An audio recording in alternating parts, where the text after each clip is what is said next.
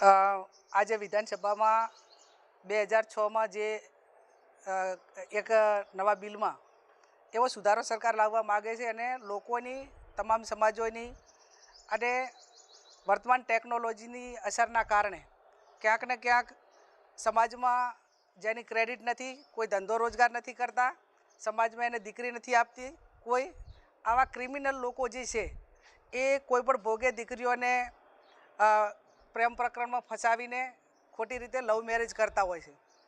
અંતે દીકરીનો એનો અંજામ ખરાબ આવે છે.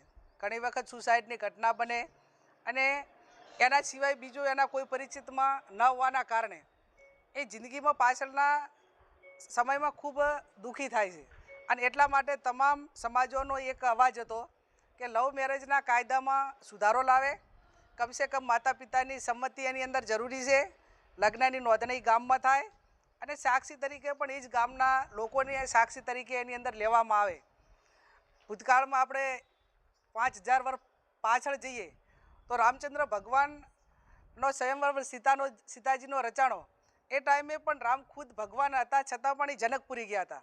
એટલે દીકરીના ગામની અંદર જ તમામ લગ્નની વિધિ થતી હોય છે. તો ભલે લવ મેરેજ, આપણે લવ મેરેજના વિરોધી નથી. સંમતિવાળા લવ મેરેજ થાય તો એમાં કોઈ પણ ધર્મનો હોય, કોઈ પણ સમાજનો હોય અને સ્કૂલમાં ભણતા હોય કે વેલ સેટ હોય તો એની અંદર કોઈ મા બાપને વાંધો ના હોય કે સમાજને ના હોય. પણ મેં કીધું એમ કે ક્રિમિનલ લોકો દીકરીઓને ભગાડીને ખોટી રીતે લગ્નમાં ફસાવતા હોય છે અને એનો અંજામ ખરાબ આવે છે. એટલે આજે વિધાનસભામાં બિલ લાવ્યું. ભૂતકાળમાં મુખ્યમંત્રી બોલ્યા હતા. 2019માં હું ધારાસભ્ય હતી, એ ટાઈમે પણ આ વિધાનસભામાં લવ જહાદનું બિલ આવ્યું. એ ટાઈમે આ વાત મૂકવામાં આવી હતી કે લવ મેરેજના કાયદામાં સુધારો આવે. તો સરકાર પાસે અપેક્ષા રાખીએ કે એની અંદર સાંભળવામાં તો અનેક લોકોને સાંભળ્યા છે, અનેક સંગઠનોએ રજૂઆત કરી છે. ખુદ ગુજરાતના મુખ્યમંત્રી જાહેર સ્ટેજ ઉપરથી બોલ્યા છે.